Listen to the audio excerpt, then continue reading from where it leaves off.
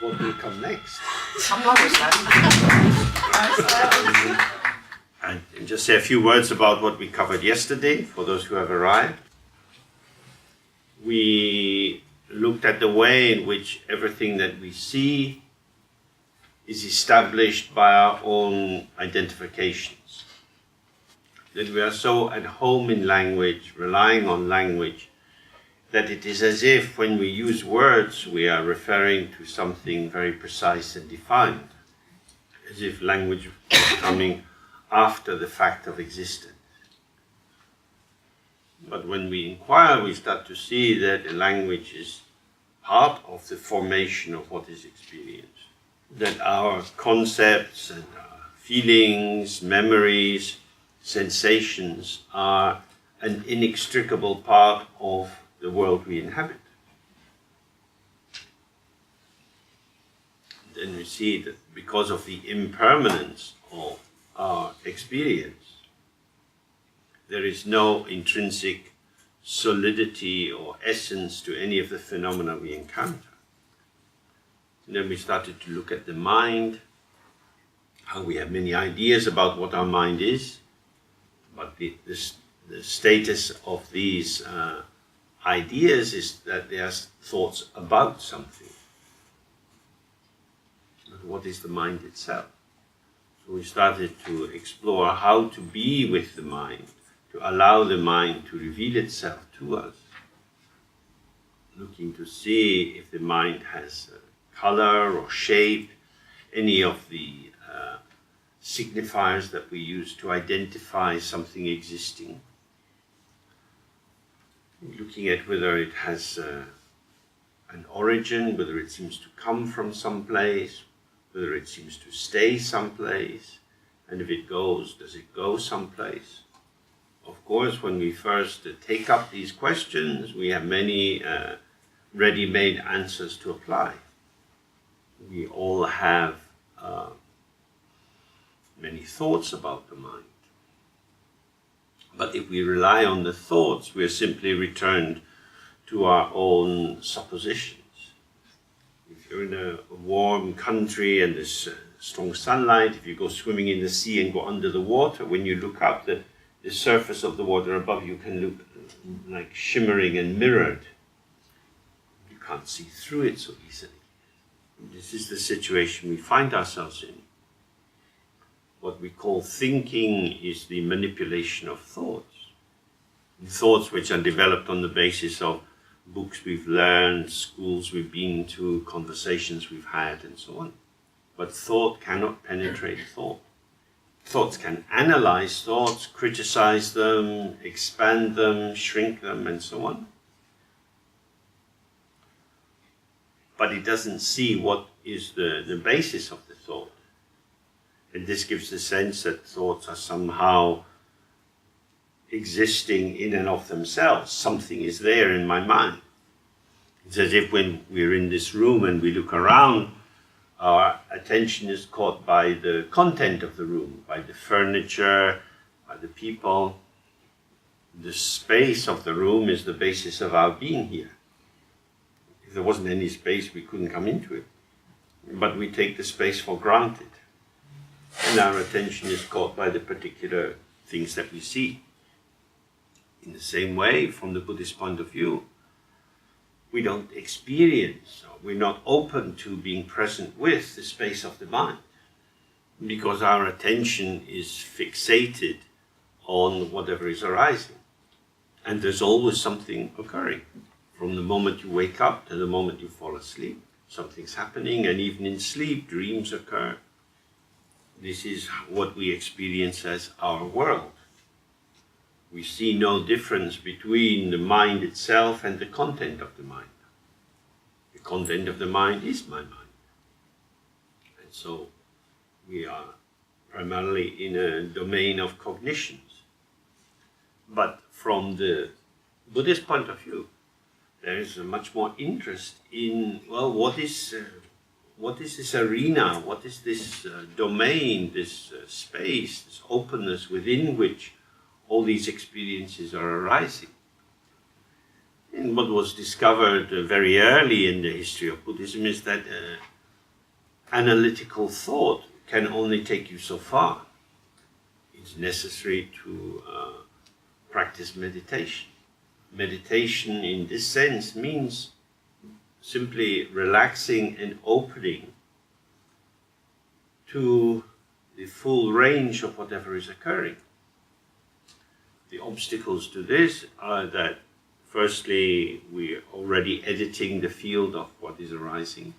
And then in relation to what we do attend to, we have likes and dislikes. Our habit is to try to have more of what we like and less of what we don't like. Now that sounds pretty sensible. Why would you want to have more of what you don't like?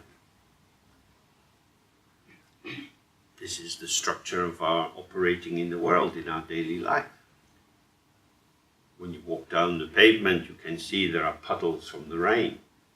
If we were small children, we would be happy to jump in the puddle. But because we're adults, we tend to walk around them because we want to keep our shoes dry.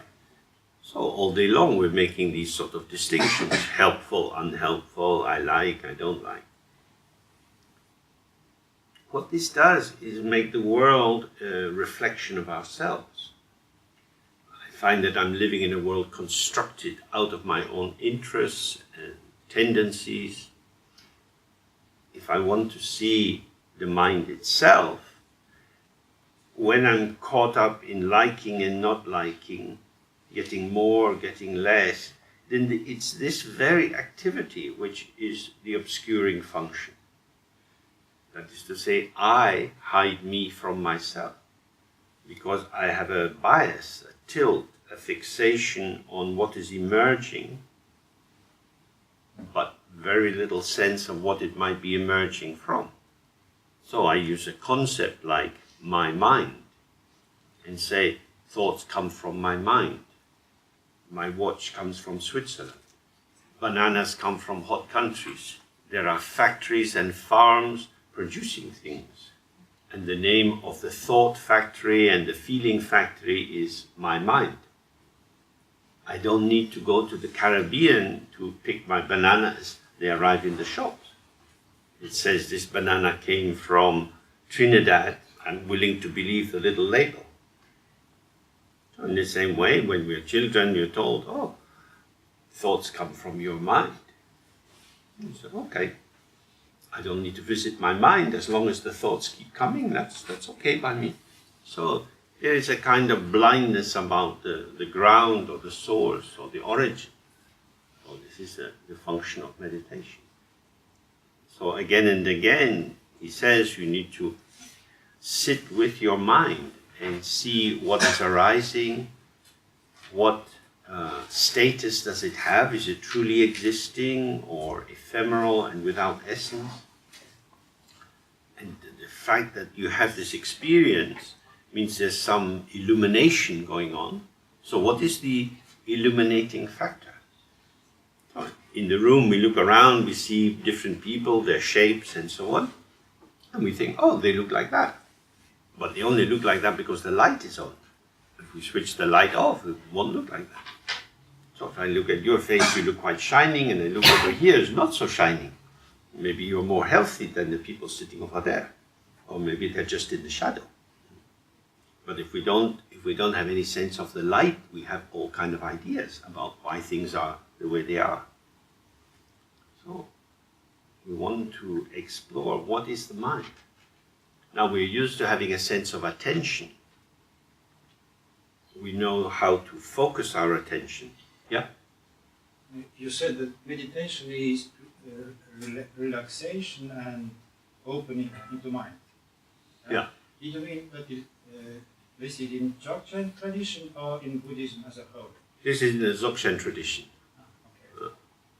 There are many ways to be busy in Buddhism.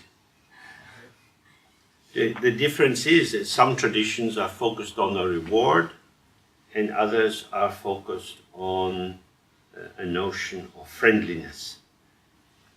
If you are a student and you have a flat with some other students, and then your mother phones and says she's arriving in 10 minutes, you usually have to be quite busy to start tidying up.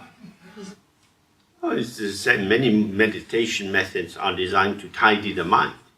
Fewer bad thoughts, more good thoughts, better quality furniture in the mind. But in Dzogchen, the approach is friendliness or hospitality. Because of the openness of the mind, everything is welcome. The problem is not in the order or disorder of what is arising, but the problem rather lies in judgment. Judgment is the prime quality of duality. There is a subject that judges and an object which is judged. And of course this operates internally as well. You can be self-critical, so that you split yourself, you fragment yourself into critical voices and aspects of yourself to be criticized. So often when Buddhism or other traditions are concerned with ethics and morality, there is the idea that if I am a good person, then there will be no basis for negative judgment. But no matter how hard you try, as long as your mind is operating in terms of self and other as separate and oppositional, then judgment will arise.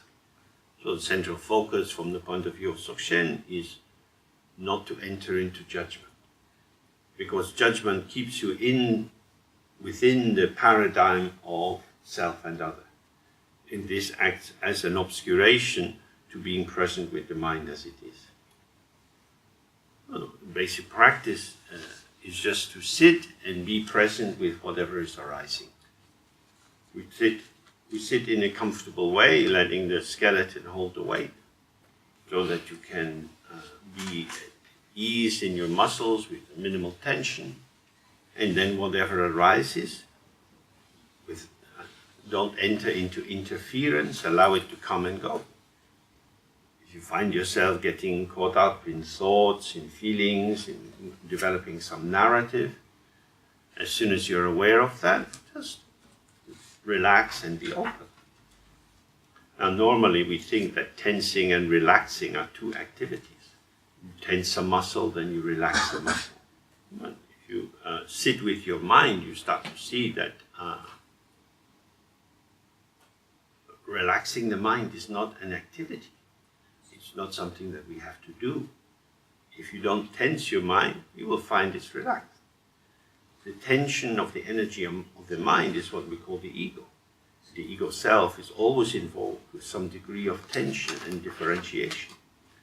So as we see the arising of tension, which manifests as the invitation for involvement, the sense that something should be done, you can see this phenomena arise and pass by themselves. We don't have to be involved, but we have urges to be involved. This is the energetic arousal habit formation. This is what is traditionally called karma. Karma means activity. And we know that if we need to mobilize our body into activity, for example, to stand up and to walk, this involves degrees of pulsation, of tensing and relaxing. This involves working with the facts of our body, our weight, our size, pulling in the tendons, relaxing and so on. But there is also a tension or a tensing up involved in any intention. So when you intend to do something, it usually has a context. You have to get to the post office before it closes. So my intention is to buy stamps. But that intention, which is about me and my life and my letter that I want to send, brings me into relation with the timetable of the post office. And so I'm mobilizing out of myself into a field which has doors that open and close. And this involves a degree of tension. So if you're going along the road and you meet a friend, you say, hang on, I can't talk now, I have to get to the post office. Because you're mobilizing towards a shape. Buy stamps, put them on the letter. Task finished. And this goes on all the time. So mobilization is very familiar for us. We live a life in which many things are important to do. And it makes a big difference if we do them or don't do them, because this is how we shape our life. But in the practice, we take a holiday from this. We don't have to react. We don't have to be involved. So then we are able to experience more directly the habitual pull to an involvement. So again and again in the practice, whenever you find yourself caught up in a mobilization of thoughts and feelings, when you become aware of this, just see, oh, this is what is arising. So this is the essential fulcrum point of the practice. You're not merging with what is arising, but neither are you rejecting it as something bad. You're just being present with whatever is arising. Every time you get involved, you limit your sense of self. You particularize your sense of self by being caught up in the particularities of this emergent form. And that feeds the ongoing pulsations of samsara. But when you relax, see, oh, thoughts go free by themselves. Feelings go free by themselves. Sensations go free by themselves. And so instead of being like a shepherd trying to get the sheep to go in the right direction with the sheepdog of judgment biting their ankles, you start to be aware that thoughts, feelings, sensations are more like butterflies. They flutter into awareness and then flutter away again. Whether they seem attractive or not attractive, positive or negative, they just come and go. So this is the particular focus of Dzogchen. So we can try just now, just sitting. Your spine carry your weight. Relax in the out-breath. Life goes on. You can be aware of what is arising, thoughts and feelings. And first just have a bit of space to observe that. It's still a dualistic orientation. And as you allow what is occurring more and more space, you see that the one who is aware is inseparable from space. And we do this kind of sitting for quite a short period of time, because our tendency is to strive and to struggle and to do. We want to work with the possibility of ease. Okay.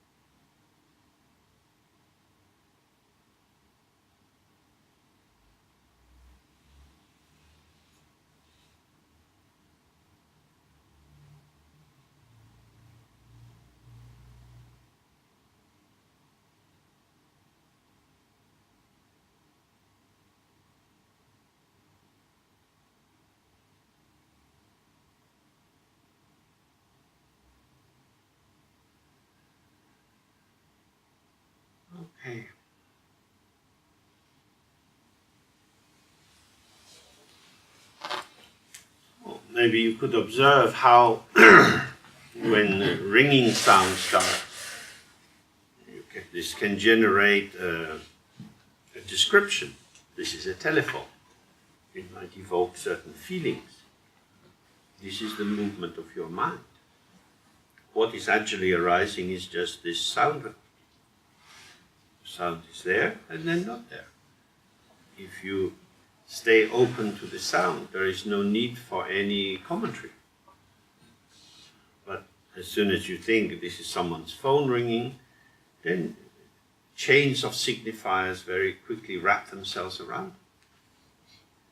And there you see the possibility between freedom and limitation. By allowing the sound to just emerge as it is and vanish, we remain peaceful. But if we start to become wound into a chain of thoughts and feelings, we might feel that the sound is interrupting our holy meditation. I have thoughts about why don't people remember to switch their phones off. In this way, first we have judgment, and the judgment is based on the sense something is happening, and it shouldn't be happening. So now you have reification, that something is occurring. Into this we massage our value judgment, and then more thoughts and feelings arise. There we see our own intelligence, our everyday intelligence, which allows us to recognize what this sound is, actually imprisons us in a semiotic web. The phone is our interpretation. What we were given was sound. So we create on the basis of our own interpretive function, which is a habit formation. Just as earlier when this air system was making a lot of noise, we can just stay with the noise. Some whooshing sound is coming. You can have some metaphoric or symbolic identification that it's like the wind that you experience on the top of a hill, or like a waterfall rushing down.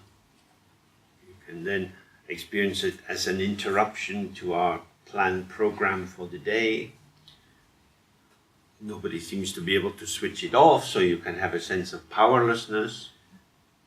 In these situations, they're very useful because they give us an opportunity to see what we are doing with the situation.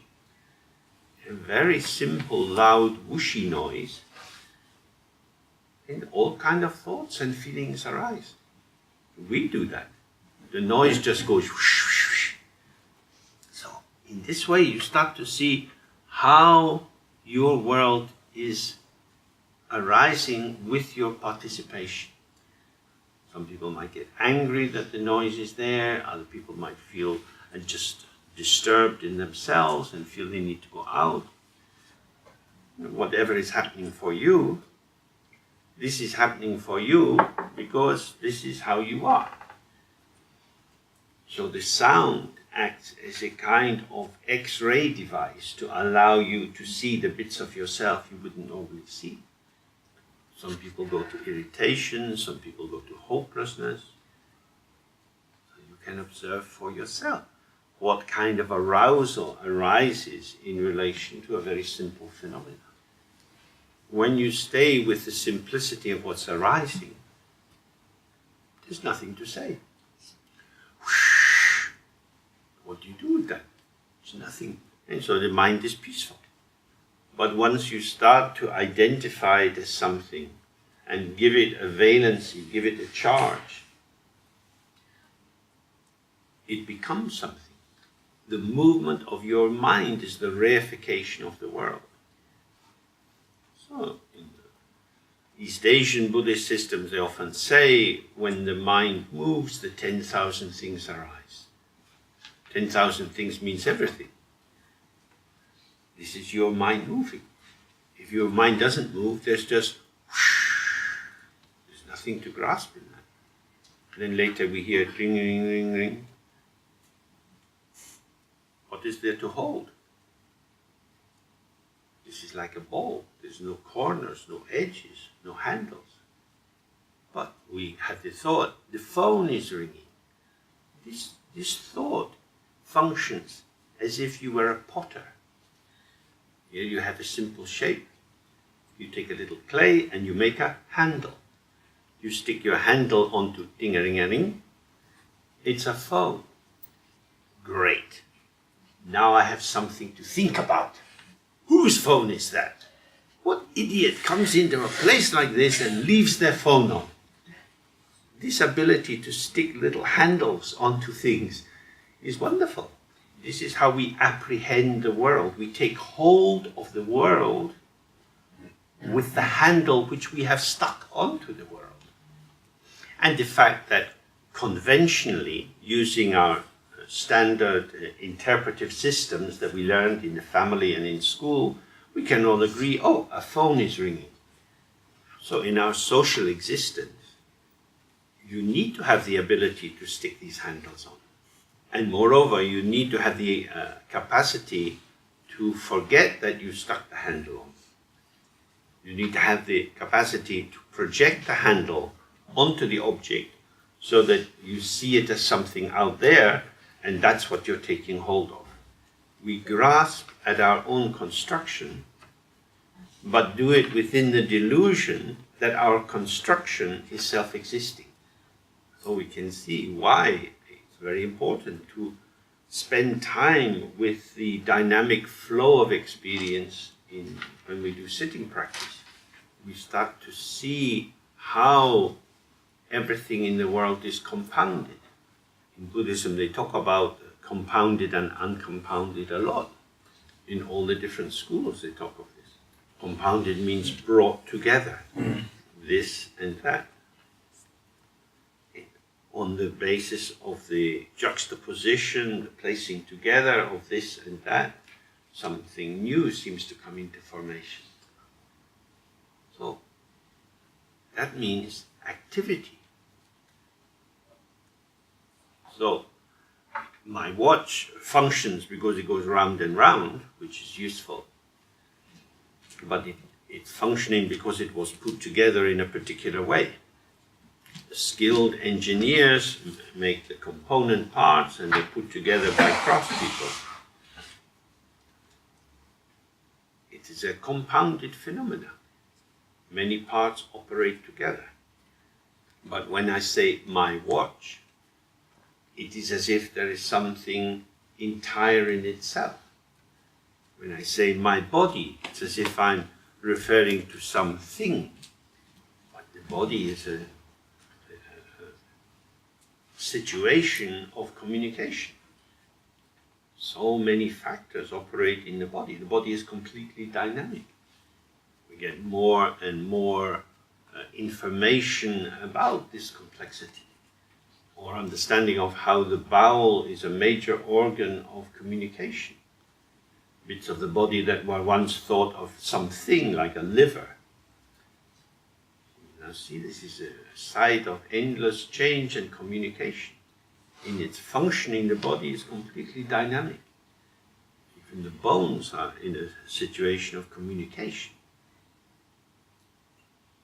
And yet we say, oh, this is my body. All of that complexity and dynamic interaction can be forgotten when we put it in this wrapper of, this is my body. And then we forget the compounded nature of the body.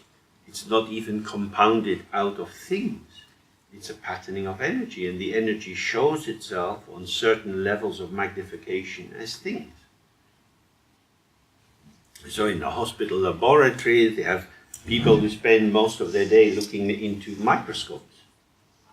And if you don't have a microscope, you can't see what is going on. It looks static. And then when you look with magnification, you see, oh, this is something in play.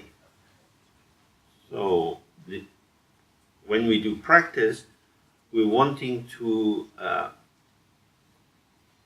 not engage our capacity to come to conclusions, so that we can start to become aware of what is in play prior to the formulation of the conclusion.